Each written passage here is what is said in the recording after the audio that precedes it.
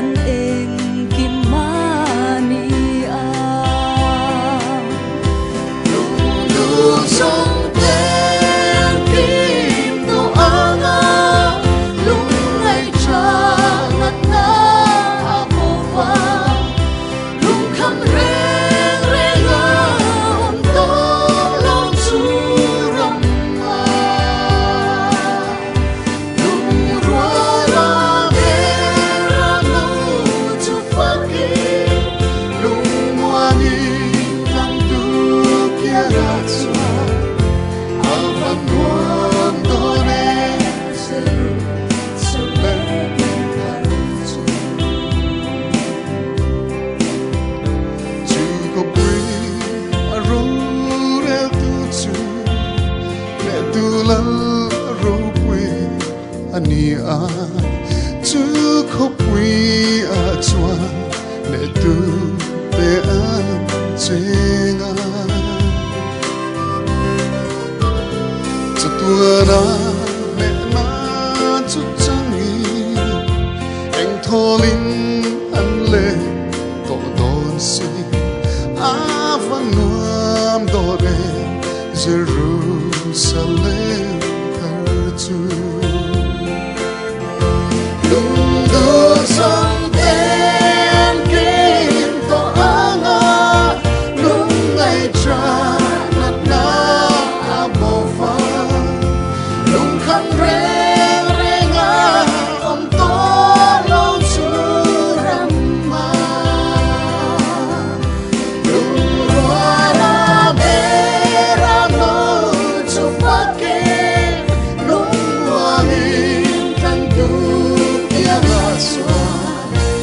avan nuam to ne Jerusalem kar chu na Kristani lovi salim thar beise lovila eng ting mang mo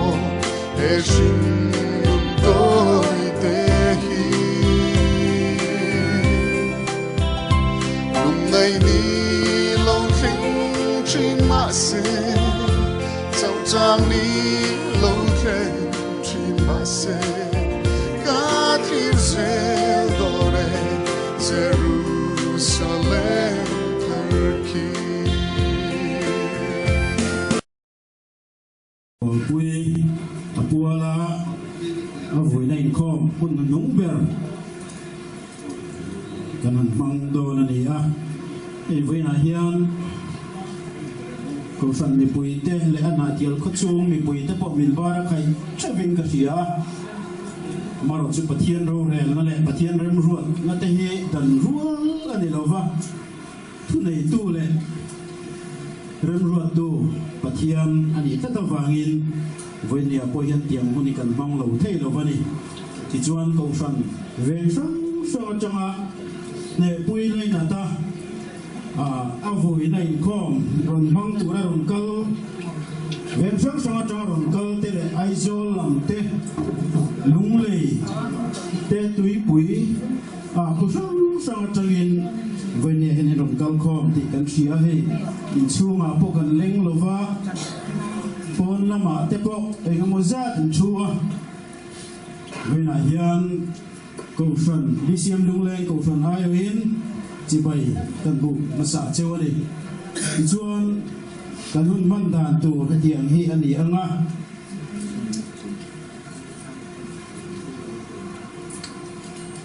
Soi tu hi upaef lalong zuala kania Voina ne pui voi tu rahe Reverend Sidal Bangai Zama na til sa bial tu pastor ani anga pangpar da turin heng te hi kan han chin chia kan han puanga na zia del ngai ong ta ni da tila hian min ron shin dona nia bisiam lunglen ko san ayo in rong bon te zo than sangan ada anga chim zo chon bi ke chipi lunglen unit te an song chun zong manga BES Mathial Baptist English School Mathial in the pui fatezo sang sang kalna ania ani hian pangpar ron da pokronga MHP lunglem Branston anon da chun jong bok anga ba ka hian mi mal te pui hen kan da chung hian ni ata chun jong zel the anga chumi zo chuan thu soi ko har chung te tangin kan ngai ka anga ni hian pani mi pani en anon hong do na ka ka chu tu lan tiang in anon siam rem me nga ko har chung te tama thu soi kan ngai khak zo hian vui na thu cha bial tu pastor ne na chungin kan ngai tha anga chuan khana chung chai na nei turin robol tu hlal din liana ani anga aba program makin zante na tu le azan na program ate hi chu bial tu ten na tu da na zirin kunan mang don ani ole pathian ma kan hun te lanin chung chai u lalpa kan pathian chung nong ber mai tu voinia kan chunga thil theng he chung kwa thil theng hi nangman ipua ifiae chung kwa te ko san ho te poin lalpa pilal ne pui tham na turata na hian voitam tak ine na kan don thena kan don chung chai chen amaro chilalpa kan ta na tatura eng kima min tho sak thin tu le ro min rel sak thin tu chuan voina hian pilal ne pui dam na tur zo ka chu taksa ni lovin atharau na te lungai na te show na te tuar to lova ine na ha dam taka chol tura dam na fam kin pe ka hi irem ruat zo ani ketawangin voina hian ko san te ama laina tu ule nau chen le rual te po kelai puna hian kan local khom le ta ani voina hian lalpa kan hun man tur zong hi iro pui na tu lo ni sila mai na bin shet thar tir tu lo ni sila tin kan hun le ke ma ni te kuta lali so krista ngin kan on la de amen pangpa ta turin bisiam lungle rombo tu zo tan sama som masae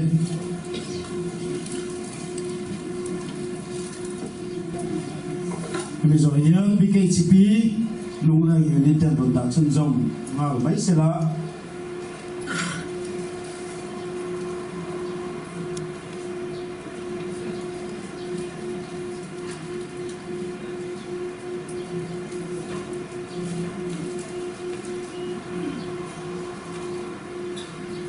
BS Nathial u zog zo mo na kal na Saint Stephen po hian anon da to a kan program a hen kan tel lava kan pain rem cha ta na hian anon da mai ni BS Nathial tel ron da silao an si tier tu te an mis te ni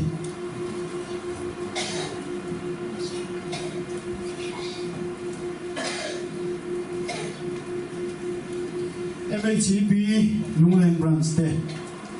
som vele taila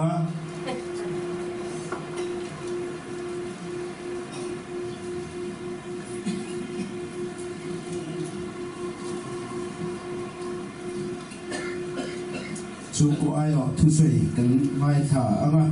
ti khan mi mal da du te le pol kan da du te kan ong chuan thu sui chung ko hela ta zel thi do na ni puya ni sun tu kau shani het za local khom te ama sai kan pa du ta gi swang ni chi bai ta bu chewa ke hi ron dinangaya e dunia kan ni kha in shikher lo me theya tuna kan sun le ye pui u a de pui pasala nau kan ya ka bi chulai ro sakhi ania ina ti ke ma hi kalau din ve ri wat na kan kan soya e ka pa hoin kan la om ve a kanu hi sang hi palia min boral sana amiro chu ka pa hi tu ni thum ma han stroke thut maya e tuna Ebenezer hospital a no me ka kanau te e ka u fanu ten tuna en kol me ka ni ti la ya ka ni kan soi dua su tu la kina po chong chai na ke mi la shia sak wala di sual ke yan vai na ni pui chan chin te e pui chan chin soi tu ra ka ron ding tu ri ka kan to ka pa hi ra dinga amero tu veina ka kawa atla en poni se voinia yan kan kawa atla kan soi kha angaya ti chuanin I he pui kami atan chin kha anon zia kha anon sema kan dong kami ka sha khata an zia na kan zia vaccine lo ho kha ka ron soi lang zor zor do na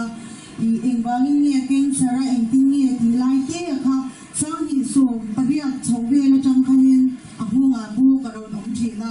ki civil hospital aizo la ka thawangin kan in nt thi na ni FNLC kan tia hlom lawe ti zel ni a sang hi som paria ta khanin hen bo ki chu pai ula bo khlo ma ni lawe an tia ser ko na an zu pa ya biopsy den la thapa cancer ni law hlom lawe ti zel kha kan thu do ni a hlaw na hlaw tina han kan tin to law ni kan tha muang e ma chu tia ma kan om ngai chuanin a bo kha ron om le thina Fedrika te rong bol na ron la lim kha ania anat na kan sha chwa dan te pathian na tho vek kania mak deu mei chu Fedrika lung le ya rong bol na anon nei tur kha abi si tat me ya lung le ya chuanin a zukal ta chu ta chan Fedrika kha duang khanin raya te khanan kala dam na kha chang tamai lawatin Fedrika nge ya wa in khoi tir be si te kha mishing an tam lu tu kha kha abi dong kha serpon dam serpon na ka ute lupan thoka anni khanin an lobing varna atangin ENT doktora kal turin antia aizo la ku puizo ka pu ENT a bui tam ta kan kal to a an bu chhuak theilawani chuta lungle ENT zu pan ta chu an mar chora atangin cancer ani din kha December ni khat sang hi so paria ta han kan confirm ta a ti chuanin akar khat na chia chia khanin Mumbai ta panin kan thok tha a kanau kan teber Longtrai district hospital a thoka chu ne chuan an chuka enkol na kha lak nga la ngai wangin na nei ve kan nia chon te kan in lak chho ka ti khanin din hi ani fano a mangai ka shuai tha a tharuk tum khadon kha chemo te la ina zukala kan shia thima chang khanin advanced stage an lo ti to ani kha wang khanin ni pui nat na chung cha ngai nan voi tam tak hi ka browse thina nga ba ki chu ka bi singam lawani khobian thiam na chang po yan amiro chu an nat na kan shia chwa dan te an nat na fight dan zong zong a yan pathian hi dil zela isuane nan biani ti ka sha thyanin ki ma chwanin ne pui hi adam do na ni ti hi ka bil ruwa yan an yan be me ma amiro chu ni kum hasa kha achan chin zia na khan kan zia ka ni kum hasa an zukala hi anaw a chana na zuai hi recurrent angaya khan alo omle me ni amaya na main astrong me ma lungle ya changa a biopsy result ta chua ki ma zo ki fo la ha ka fa tapani a cancer ti gan shan ma sak beran ama zo ki ni ron he ma amero to aron non le na sang ni som ni panya chon bai chu ni ron fo na aron zam ve ta me ma aron tap ve hia la kha khanin ni kha ti zam ve ni amero chu kha na satakin a fight li a tu na hanin vo inten mai han ne bui hi thi thei du na kan lo da reng lo ni ti kha po na ka chut lai ti han ka ngai to a chan chu strong mania cancer a fight na ko nga hanin pathian na tela a strong ema anhar jong te ka jong ten thia chwa ka lu le ten plan tha a thi khai lon yang pui a chuak chung po han dam hi tum ma chu tyang chawin ama ero chu adam na ero chu voinia a chana kan mu chu hei hi ani dam na fam kim a chan na pong zo kha alo ni a ti chuanin anat na chung cha ngai hianin ka ron soi lem ne nge du kha ka nei ni Mumbai a treatment la chan do na chon la in ka chu a ma mai nen kan chu tha ta a chu ta chuanin cancer nat na an nei a jam hianin testimony an nei ro pui tu ka phulaya pastor om te bin chuanin ron koma nge TV ang che tin chwa ya la hana testimony kha an i da ni amai ro chu khatiang zong khana ma khana do lawa tijuan Mizoram House kan zo ompuya I cancer nat na ni ran dia milian pui mi chak charin na ko po a chak zok ti kha I he cancer bang yan an tu no ba ni khat tiang ho ta na kan pathian yan ami sun fil da na lo da re ni ti hi ma jon chiang takin ka bu a I missionary pur yan I ngi abakal chuak the lo amero a cancer bang yan pathian ni la lo ro ti I kulai Mizoram House omre re kan he pui tu sang me akabo thil he the to lo chunga hin taka anat na afai dan mo kanin itam taktiril rudan na kha athena he cancer nat na I fai ve tu te khanin I phone te a doctor zok tu na kan civil hospital doctor pakhat pe sa angai na ema a down bear lai ti chak tu he pui kha ania khatiang khanin midang ta na mal so na ni tur man ro he na ba hi pathian a man ro lo man sakali ni ke ma chan a chia ema ai zo la engi mo chen kan hani en kol china chunga po chon kan rin lo tak I kan ina ron kal lo tura kan ngai tam taki he pui ba hanin an ron khen zu china ni chung chai na ti adong na sa a chu wang chuan he nat na hi a thoni na twar lo ni ti kha voi ni rong kal te min shat pui wala I tam takin he anat na abang yan pathian na man so na ti tharau dam na ti tak sadam na ti riru dam na ti an chan pha chu bai atan jon admission feel te ni ti la ya kha voi na lo kal te min shat pui wala tu chuan ni ka pa abang ina izola kan oma kan mangang em ani hin tlaya ni zana ka soi do kan thel hi ma I he pui kal me thei din mona ding mangang takin herai kan unau te mi ron phona ka ching thia ka chong chaya ka panel pa a tha ani ti la hi adu em ani ati shan ma ati ko kan printa so lai ta ka chu ka thilu ma ron lia na kan chu koi hun hai sa kan to ka tu na hanin ni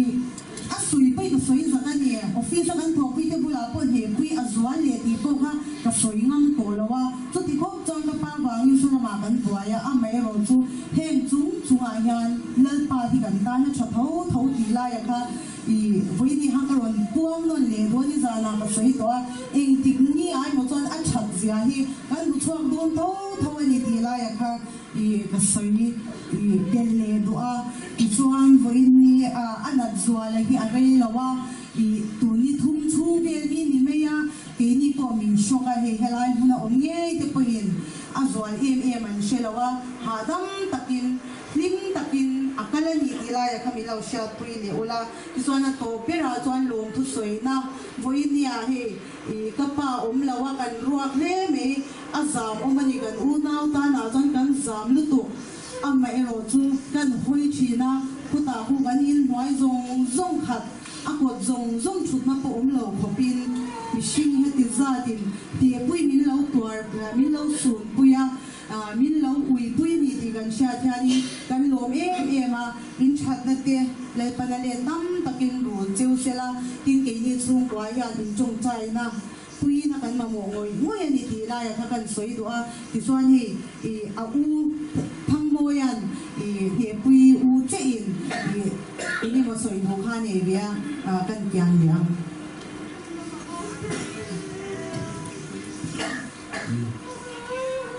dia tu kam hi khat kan sui re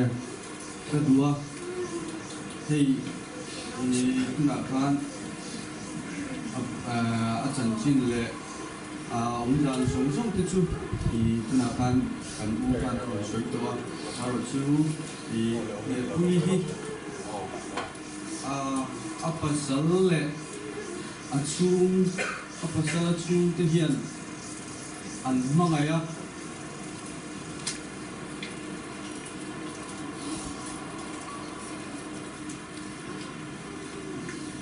in kol na zong a hian bul na tu ri kan selawa ni chung ko hian kan lo ema kan ril ru dama an mangai na hian kan lo ma em men ti na ama ta na ki na zong a hian ni chung ko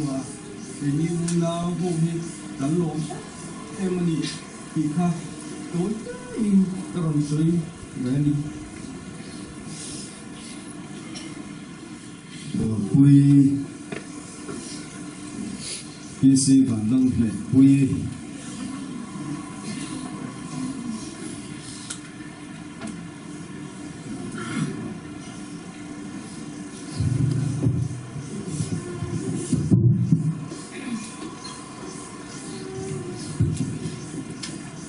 PC bản đông này quy lấy đặc xa thả nó tù ra là tiền có quỷ chú mà mi thế này sang sang ở trong anh mà ni lấy nát tù này tuột quỷ tù sùng quỷ tù đầu cao rong pe ama sa in cần đâu phải số Christa hình chỉ bay các bộ cheu ani dia tu pastor ania karni ko kan lom no fa in ama po hi nisa nakasoi ang khan kan po kan na kan man lova chu tiang kara kan ring kha liam tur hi rilru a se oma in thiam lo te pon na du lein ka sia a ama ro chu pathian hun ruat kan chunga lo thenga hian tu te po mai hian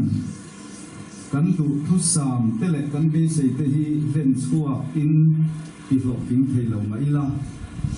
chumi kan du lo thil lo thenga chuan se thiam thei tur kan in buat sai ero ngai thina tun huna po hian chung kwa lam te po in pathian tharau thiang dim zara riat thiam na nen bun kan mang sel tur ngai la tin ni pui lo kal khom te po in riat thiam na thin lung neya he hun hi min man pui turin ka som cheu ani pathian le ko kan kal tanga khongai rong bol na kan tho ve nuwa hian me tiang anga ni khata in bul ngai hi voi khat kama son na turani a min ter refle maya ke ma oi kamu ya chu tiang chu kania voina hian ring ro tong trai na nen hun min man pui turin ko kan ho te ka som cheu ani pathian thu ka chia ranga ka chia zo hian e kan thurei de to a tong trai na hun ka manga ka tong trai chungin kan ding don nia ti chuan thu cha kan ngai tha anga thu cha kan ngai tha zo hian chung kolama tangin hla hang turin kan so manga chumi zo chuan mal som na in ki ne pui kuala kan in khom kan tri na nga wai me ten reng chan dan in kun lo la sela min lo pui zui sela ti in kan hai sia ti ani chan chin tha ma thai zia bung ro chang som ni le panga bi atang hian kan chiar nge zungleng sava te hi en ro bu an tu lofa an at heklo buina an sing lu heklo nima sela in pa va na mi chuan a chom sia nang ni chu an ni ai chuan na satakin in tu zo lo dem ni tin chan chin tha ma thai ziak ve bung som ni le pariat chang som ni a hian chang som ni bi a hian ke kum khua in khovel to khen o in hena kom zelang avan thamwan thak em tru ke kum khua in khovel to khen po in hena kom zelang atu thiang lim kan chiar te lalpan kan za atan malmin som sa se amen kan za va in ding ule athian nong ma a unin tong trai ko athian ro puile en kim ti thei ami te en pola veng tat thin tu chuan kan mamona zona min din puin kan mamo apiang te mu the lo lama ten te china amai ro chu khovel hun tong te le khovel na ken chu har sat na sang kan nunin aton chu thina hian kan du lo thil alo theng thina achang chon nat nara thak tak en min lu chila chu chuan kan mangai te le kan du lai te khi na mangin a huai fo chi na ni tun ta ka rang ei ko hian lo pa kan rom bol pui ti ne pui chu nat na le chu thi na ra thak tak chuan kan jing atangin alo huaya ilo chot tir ta ani khongai takin mihring lamda na tang chuan kan la se thiam si lo ni mai theya kan sia thiam theina turin kan mamo na zona tharau thiang ni min pola min boat saila nangma mel min mutiram che lalpa he in chung i tharau thiang ni min lu khatla an chung ko chan chin kan sia thian kan leina ta ti ngai na kan se lo pani hi nangma zok pathian ro pui churonin tum chokla imi ten nan len puina chana fak na la te thucha te fuina zong te yan chung ko tan mal som thar lo ni sela an ril ru le tharau ha cholna nangin mal som sakang che amma kan thana thucha kan pon chua tur hi nangin mal min som la kan hun ikun ro puya kan la ne heng hi kan lo pai so krista mingin kan ti le amen ni chuang ule ta thin lunga chuan lalpan mi ngai to thin ti hi a oma sarmon soi thiam lo chi hi kania ka ngai to na akal thui khop mai mi sing nun ho zia le nep zia hi thi na alo then hian a chiang thinin ka se a ni zana khan penial ko sana camping kan nei tura tan crusade nan leya kai khom the kalova helama kala kanu ne na enge thun soi le thian pa chuan katia ti hian a soi ati zo ko thara chuan information na tanga mi an thi hian aboralta achita an pilova azota an ti ya ka ngai to na ti thui mai chu chuan nun lut zia tele thi na rap thak zia thi na putvo tina kan mangai te a hruaya minan kalsana atop zia atilam chiang ka sia e chung kwa hian rei takpine pui hi an thei pato inan den kola ko fran den trong traya chung kwa pon trong traya kan siat pui lo har sat na ruam mit tui tak nei po yang za nei an to anga achang chon mut mu te han to a tui takam mudan chak te in anatur lai mel an thir lai tu te ka mit kha puya karil ru la ta thim lung hian ka khongai tak set zeta fiat thiam pui ve in kai sia ani unau du tak teu khovela yen kan in chok mai ni thiru kanin ton choka tuna hian tong maila nakina chon kanin chunga hian keima ni nge koi chu chon min la fuai don ala thleng don a hun tu rero kan selofa khuwa re chu kan chunga in lo thleng zel don ni ti chiang tak main atilang ani chu tiang tong thim sing nuna hian eng ang ngai tu na nge kan lo nei thina eng ang ril ru nge kan lo put thin ti hi kanin zot thar le ani ne pui hi ke chuan ka khilowa a chan chinan soi hian ngai nom ka tia pathian pakle choi moi nuam ti anak lai po hlim mel put duwa mi ma a analai mel lan ti lo nui sang chunga ama mangai tu ama kan tu te lo ma son thin anu na testimony lo soi thin ani an ti hian ro pui ka tia ni kum loka min mangai tu kapa kasuna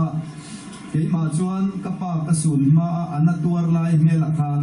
ti hian ka foyami om lo lai india rama pasal tha inia inalai mel ituar lai mel hi ifanu dei mukti to lo ta sei te yin ta ya ma se ka in chir ta ni mo le na atia anati mel khan na ti lo tura in sum mel ka mu khan ka mi tu ya ti ka le ta enga nge ka lo chong kher kher ka ti a voi na hian me ui kan tha mek na hian an tot nang hi kan se tiang kui ka lo ma se unang du tak teu mangai tu pathian kan nei ni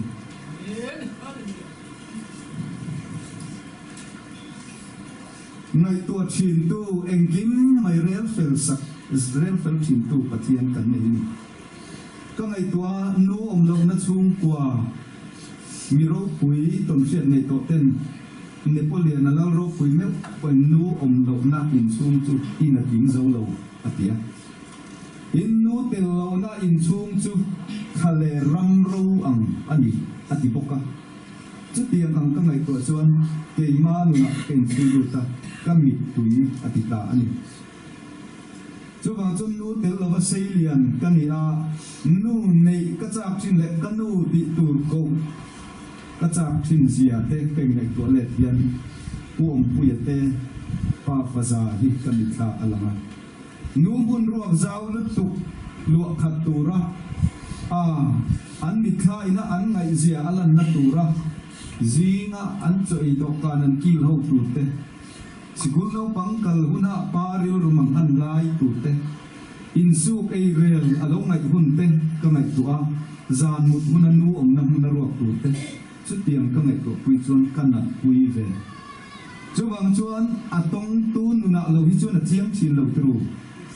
amaro chu tiang ang tong chin kan i chu kan pathian hian min che chiang ma kan la tong zel do na ni ti te po hi a ria ta wang hian chu wang chuan keima hian ka ngai tua sakang cheu ati heng sava te heng ran lung te hian na an thok lova ma se ei tu ran mureng nia mule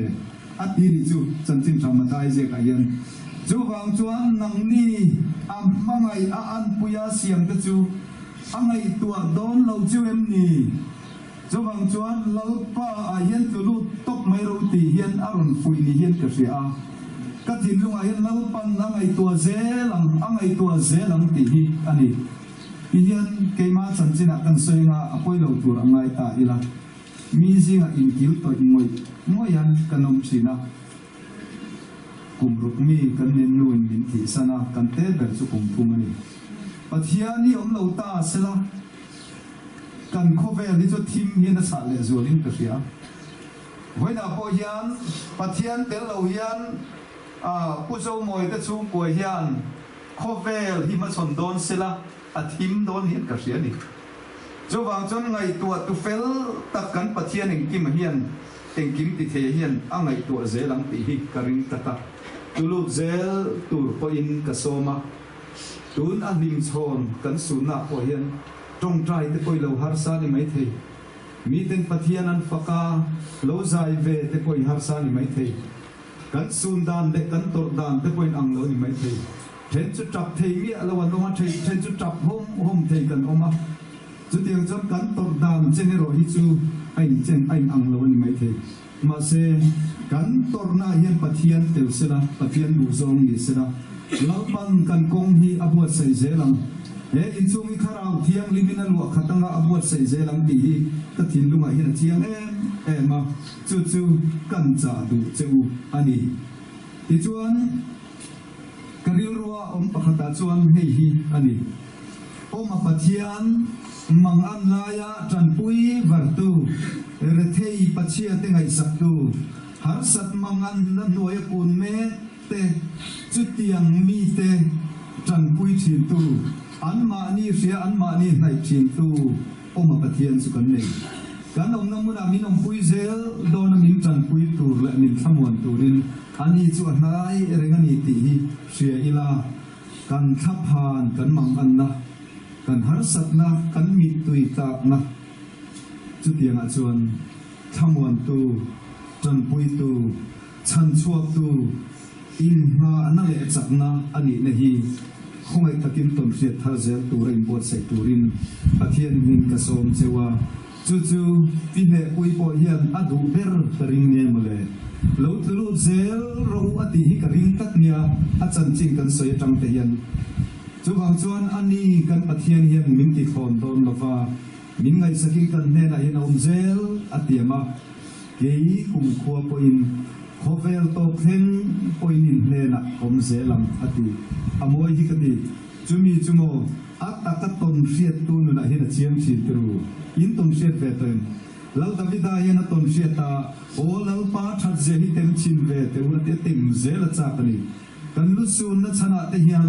thina lim kor ruam kan zo na la ya te hian kan du than lo heng har sat nei na min loi mek lai te hian kan du than lo enge thil tam takina min loi kan chung ko min pe lai te hian ko u lalpa lam hui la lalpa ne ne lu ze lamuti in kanin som ani anung bera chuan ama afak thin a choi moi thin ne na chuan dam na fam kim nei na chol to ani mi na status sa hin moi ka ti chu idam ta tu na chuan idam fam kim ta an ti chu thara wa tang lo chu na chiang lo ki ru tu na hian na le reom na bia lung ai na le tra na lung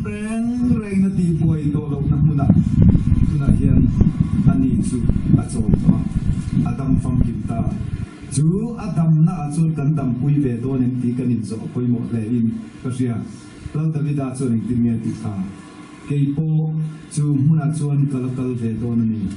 heta hi chuan a thei lo fa chu ka fa pa ne na chuan ka kal ve do na ni atiam khan chu van ram nuwa ma chuan chu dam na fam kim om nu lom na muna chuan kan kal ve theina turin he dam chung hian in kuat saila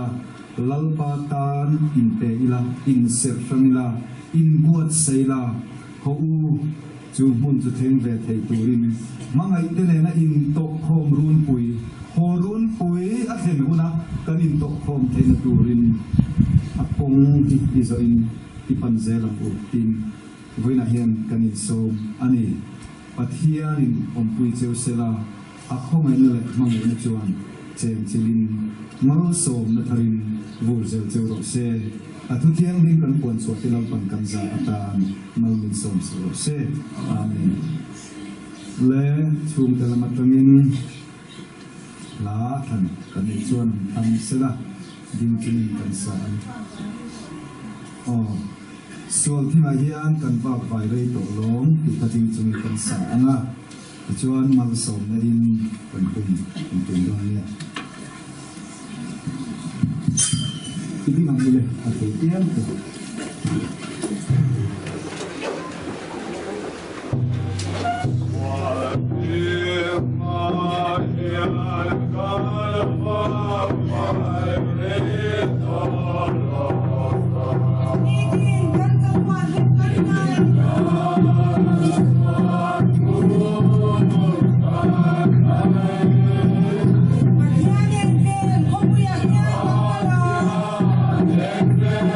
Oh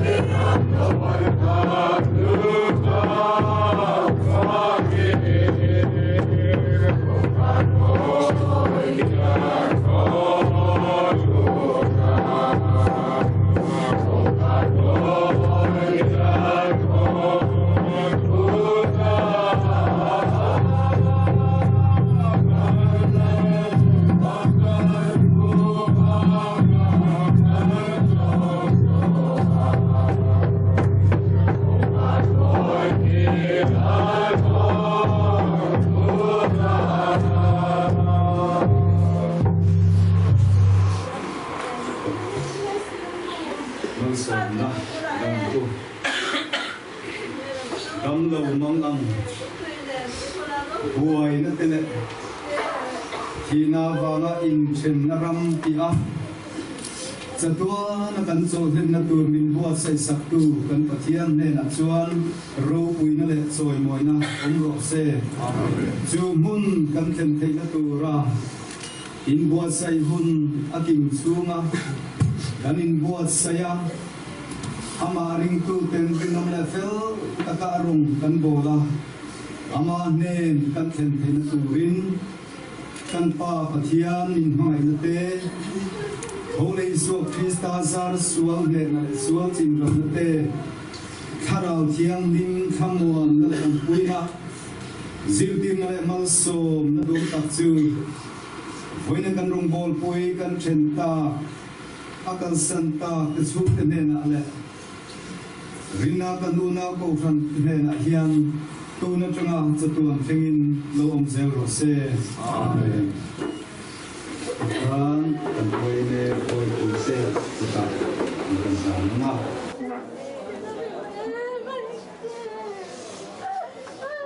Lungai tra abo to ang anom pui angel roate.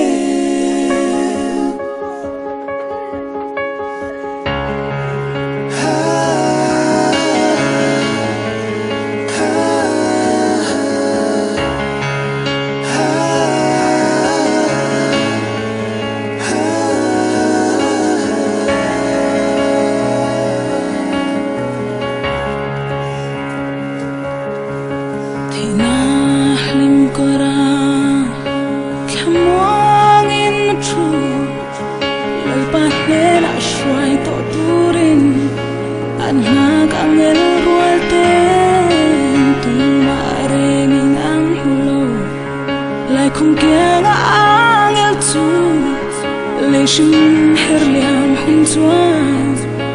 an shwayang lenhena Kamwanina om Singkong to pasolay Sandam tu medo om huturin An shway do ng elwate Lominan shway do Lo man lu tu tang turi Lumay tra abo to ang Anong pui angel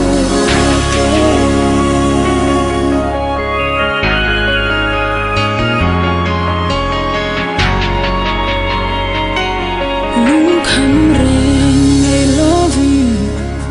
Ram lâu theng tur tu ang nga Vani tenen Khom hung ngạc hel taki na khi lên roal du tên na chuan en ru en te u ngạc hel khi ang el ten kakan la hum ti kamwani na om sin kong to pa so lai Sandam tu melo turin an shway do ng elwate Lominan shway do Lo man lu tu tang turin Lumay tra abo to ang Anong pui anelwate Hinahim ko rin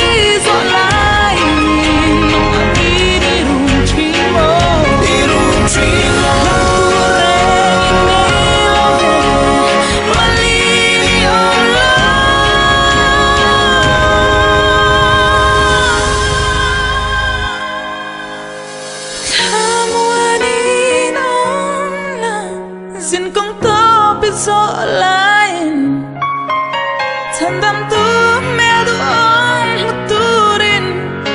Try don te angel ten Lomin an try don Lo man lu tu tang turin Lumay tra po to ang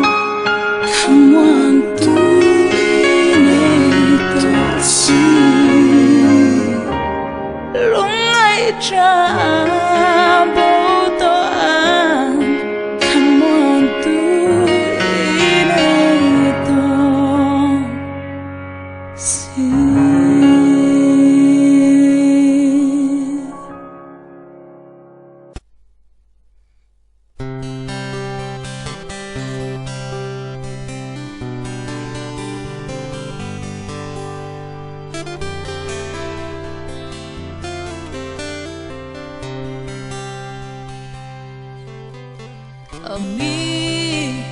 giờ lên hay dòng gì cả chun nu yang om thấy hiền cả ring nè mò alu chuang kan ta tu lu perani si lilo makim lo itelo chuang kan lei ro lu kan chun lu liam ta mo itelo chuang shingung na cholang awai chi ir zai re lo hoi lo pa thia kin ni liam ta mo iloi na run panin nuama min lo ngak don si chu ta chung kim ten kan lo nga lim zai kan vor le ang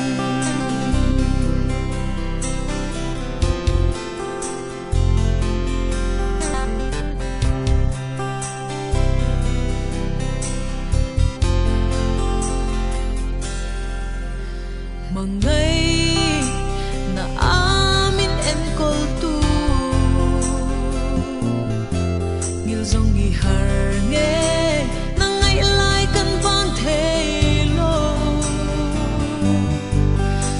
lungai na ide na kan ten chin kha nun reng at kim lo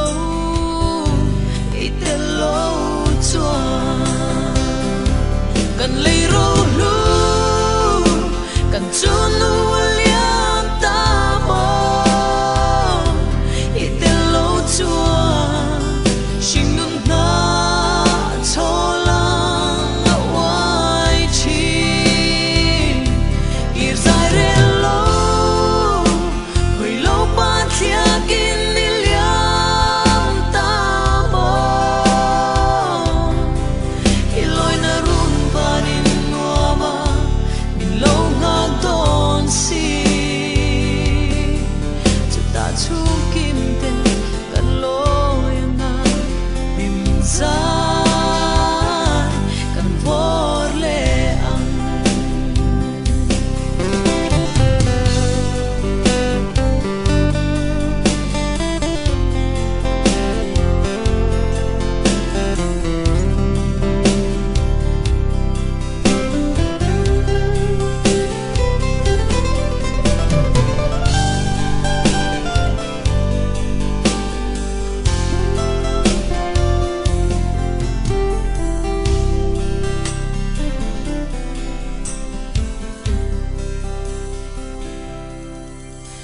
thei chang se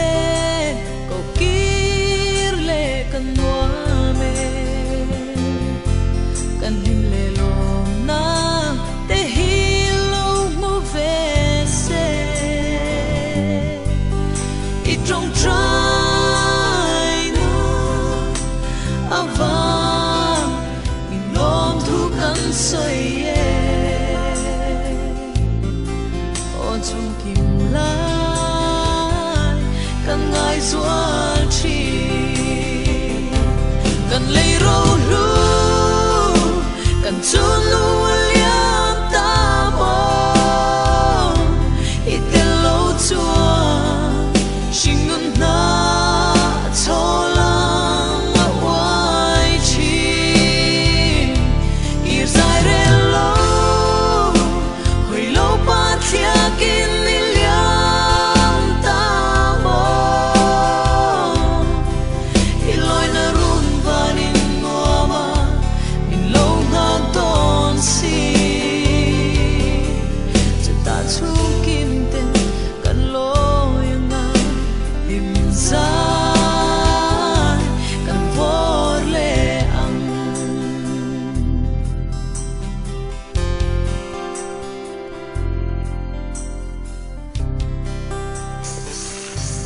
pathian sungnung ber pa panami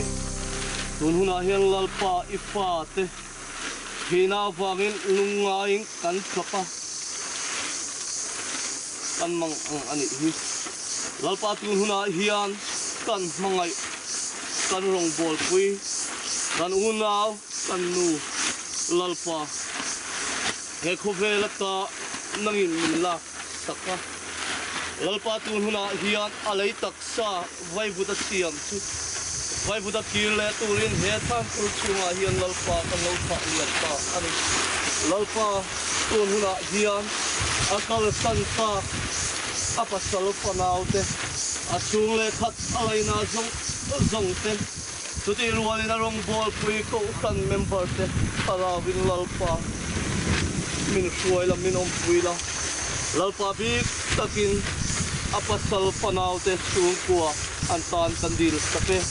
nang ma tharau thiang lim thamuan na rilru re nga khriat sen lo khat nangin thamuan la